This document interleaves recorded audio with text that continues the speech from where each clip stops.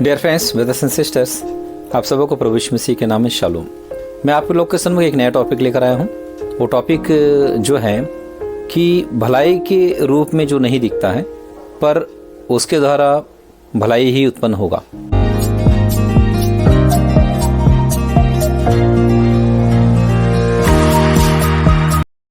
मैं आप लोगों के सामने एक नया टॉपिक लेकर आया हूँ। उस टॉपिक के विषय में आइए हम जानते हैं। रोमियो की पत्री 8वां अध्याय का 28 वचन।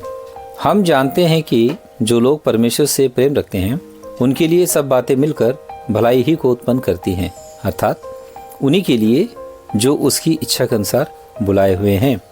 तो इस वचन में एक शब्द है, भलाई ही को उत्पन्न करती है।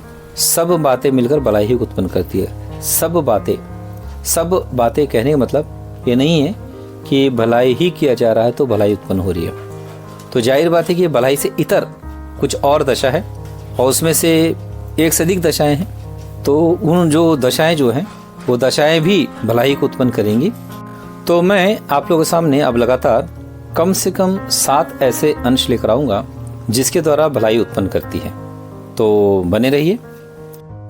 तो मैं आज के दिन इन 7 अंशों में से एक पहला अंश लेकर आया हूँ।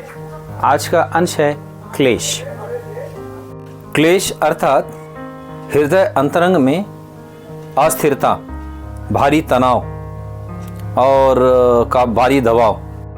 ऐसा तनाव, ऐसा भारी दबाव कि जो दिनचर्या के जो कार्य हैं उसे करने के में भी दिक्कत महसूस हो और इरिटेशन उत्पन्न करता हो और जीना भी दुश्वार महसूस कराता हो। ऐसी दशा में कोई भी क्लेश किसी मनुष्य को अच्छा नहीं लगेगा।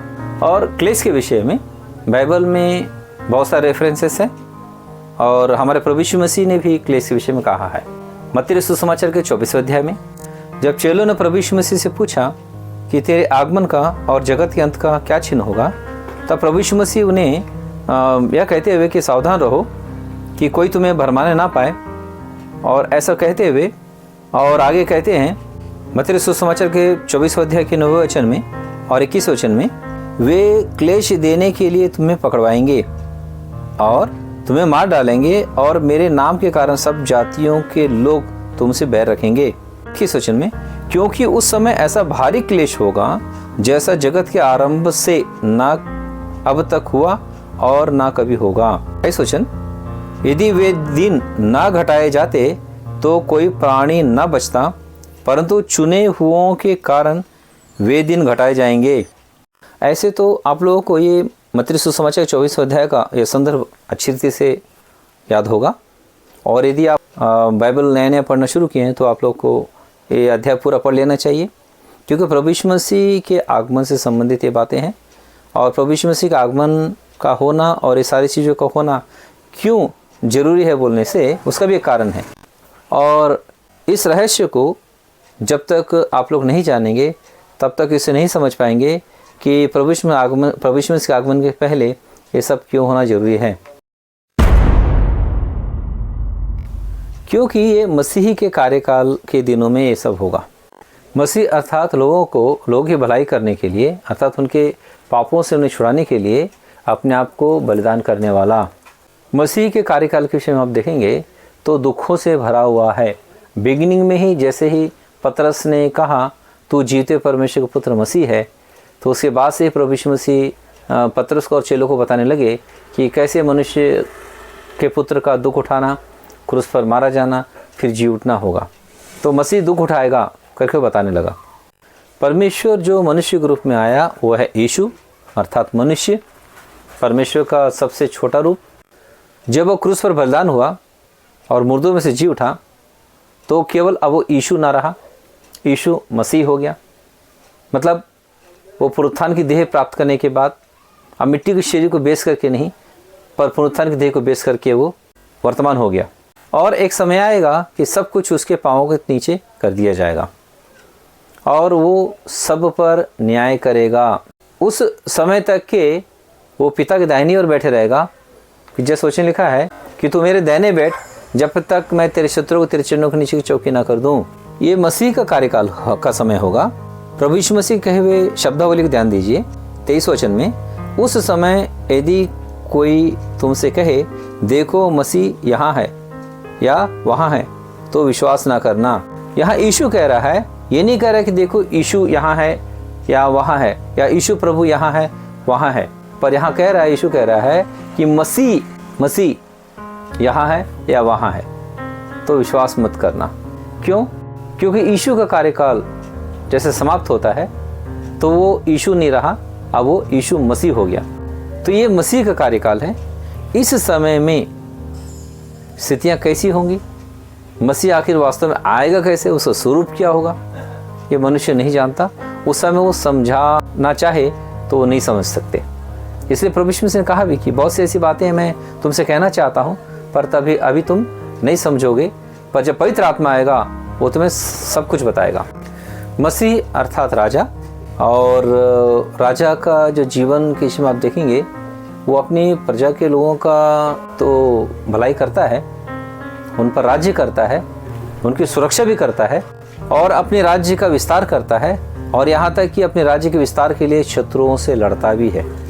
युद्ध का मैदान हो या युद्ध के मैदान की ऐसी स्थिति हो, यही है बाहरी क्लेश।